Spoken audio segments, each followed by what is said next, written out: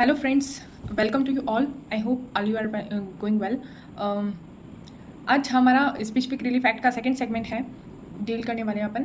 तो जो सेक्शन 4 पे अपना लास्ट सेगमेंट था, आज अपन उसी को डील करते हैं। तो सेक्शन 4 कहता है हमारा specific relief to be granted only for enforcing individual civil rights and not for enforcing penal laws. तो यहाँ पे हमारा इस टाइटल को पढ़ के हमारी ये चीज़ क्लियर है कि यहाँ पे कोई क्रिमिनल राइट की बात नहीं हो रही, कोई हमारा पब्लिक सिविल राइट की बात नहीं हो रही, यहाँ सिर्फ इंडिविजुअल सिविल राइट के बारे में बात हो रही है। तो ये सेक्शन 4 ये बताता है, ये हमारा प्री और मीन्स के पॉइंट ऑफ व्यू से बहुत इंपॉर्टेंट है, जो कि हमें कहता है कि जो स्पेसिफिक रिलीफ एक्ट है, इसके अंदर कोई पार्टी अगर रिलीफ क्लेम करती है तो वो उसका कोई क्रिमिनल राइट नहीं होना चाहिए पहली बात, और सिविल राइट होना चाहिए जो कि पब्लिक ना होकर इंडिविजुअल हो तो ही क्लेम करने के लिए एंटाइटल है। ये हमारा सेक्शन 4 कहता है। अब सेक्शन 5 से हमारे सेकंड जो पार्ट है स्पेसिफिक रिलीफ वाला, वो अपना स्टार्ट होता है। तो सेक्शन 5 जो हमारा आपको पता है स्पेसिफिक रिलीफ अलग अलग टाइप्स की, अपने 6 टाइप्स ऑफ स्पेसिफिक रिलीफ पड़ी थी कि रिकवरिंग पोजीशन ऑफ प्रॉपर्टी, किसी भी प्रॉपर्टी को लेकर जो पोजीशन रिकवरी की बात होती है वो हमारी फर्स्ट रिलीफ होती है स्पेसिफिक रिलीफ के अंदर, पार्ट 2 के अंदर। तो हमारा यहाँ पे जो 2 पार्ट्स में डिवाइडेड है सेक्शन 5 to 8, रिकवरी करना प्रॉपर्टी को। अब प्रॉपर्टी कैसे भी हो सकती है, मूवेबल भी इमूवेबल भी। तो इमूवेबल प्रॉपर्टी की जहाँ बात करते हैं तो वहाँ सेक्शन 5 और 6 हमारे रोल में आ जाते हैं, और सेक्शन 7 और 8 हमारे मूवेबल प्रॉपर्टी के बारे में बात करते हैं। तो सेक्शन 5 to 8 रिकवरी के बारे में बता रखा है। अब सेक्शन 5 और 6 हमारे इमूवेबल प्रॉपर्टी के बारे में बात करते हैं। तो हमारा सेक्शन 5 ऑनरशिप टाइटल के बारे में बताता है, जो कि हमारा सीपीसी को रेफर करता है कि किसी भी पर्सन को, कोई भी पर्सन अगर एंटाइटल हो इमूवेबल प्रॉपर्टी को लेकर, तो और वो ऑनर हो, उसका अपने आप में एक टाइटल एज ए ऑनरशिप वो क्लेम करता हो, तो वो सीपीसी में जाकर 1908 में जाकर क्लेम कर सकता है। और इसका पीरियड ऑफ लिमिटेशन आपको 12 ईयर्स है, जो कि बिल्कुल याद रखना जरूरी है, बहुत काम में आता है। तो अब सेक्शन 6 हमारा कहता है कि पोजीशन वाले टाइटल को लेकर, सेक्शन 5 तो था ऑनरशिप वाले टाइटल को लेकर जो क्लेम किया जाता है सीपीसी को रेफर करके किया जाता है 12 साल के अंदर।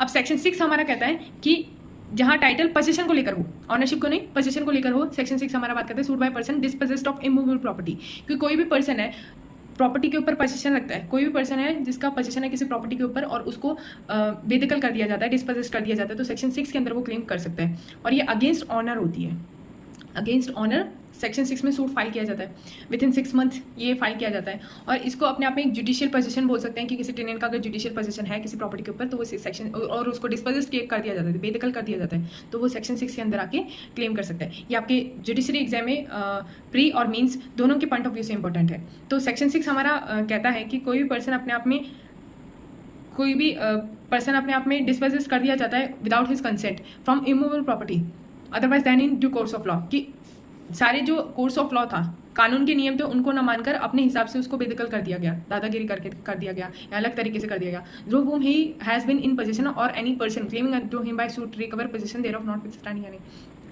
कि वो उसका सूट लेके, पोजीशन का सूट लेके आना चाहता है तो वो सेक्शन 6 के अंदर ला सकता है।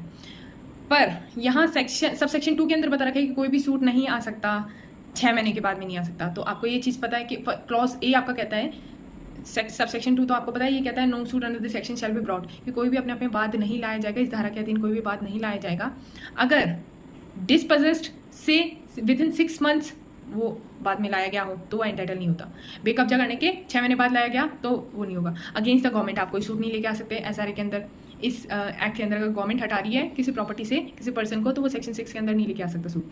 और हमारा जो 3 कहता है no appeal shall lie from any order decree passed and suit instituted under this section nor shall any review or such order or decree be allowed. तो अब आपका प्री और मीन्स के पॉइंट ऑफ व्यू से ये sub section 3 बहुत important है, जो कि कह रहा है कि कोई अपील फाइल ही नहीं की जाएगी, किसी भी ऑर्डर या डिग्री को लेकर कोई अपील फाइल नहीं की जाएगी। और साथ में इसमें ये बता रखा है नॉर शैल एनी रिव्यू, कि कोई रिव्यू भी नहीं किया जाएगा, ना तो अपील की जाएगी ना रिव्यू किया जाएगा। तो थर्ड ऑप्शन अपना बचता है रिवीजन का। तो यहाँ रिवीजन हो सकता है पर अपील और रिव्यू नहीं हो सकता, ये सब सेक्शन 3 कहता है हमारा। फिर सेक्शन 4 कहता है nothing in the section shall bar any person from suing to establish his title. तो इसमें कहता है कि कोई पर्सन अगर अपने आप में टाइटल एस्टेब्लिश करना चाहता है तो उसको एक अपने आप में बार नहीं लग जाएगा उसके एस्टेब्लिश करने पे, कि आप नहीं कर सकते अपना टाइटल, अपना राइट एस्टेब्लिश नहीं कर सकते। ये आपका सब सेक्शन 4 कहता है क्वेश्चन ऑफ टाइटल को लेकर, कि जहाँ अगर वो एस्टेब्लिश करना चाहता है तो वो कर सकता है। अब अपना सेक्शन 7 हमारा कहता है recovery of specific movable property.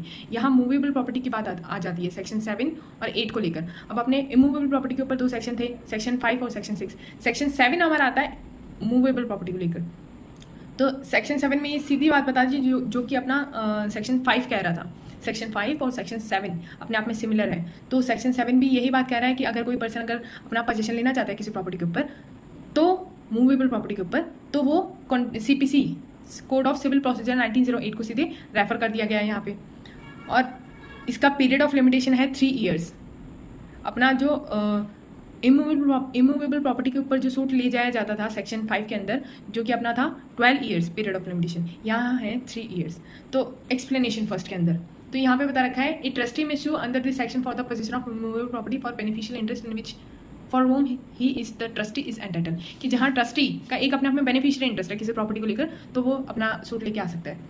और यहाँ पे ये बता रखा है एक्सप्लेनेशन 2 के अंदर कि कोई स्पेशल और टेम्परेरी राइट हो present position of movable property को लेकर, तो वो अपना एक सफिशिएंट ग्राउंड है इस चीज़ को सपोर्ट करने के लिए कि इस सेक्शन के अंदर सूट लाया जा रहा है। मतलब एक्सप्लेनेशन 2 कह रहा है कि एक स्पेशल या एक टेम्परेरी राइट होना, एक स्पेशल या टेम्परेरी राइट होना किसी प्रॉपर्टी के ऊपर ही बहुत है इस सेक्शन के अंदर सूट लाने के लिए।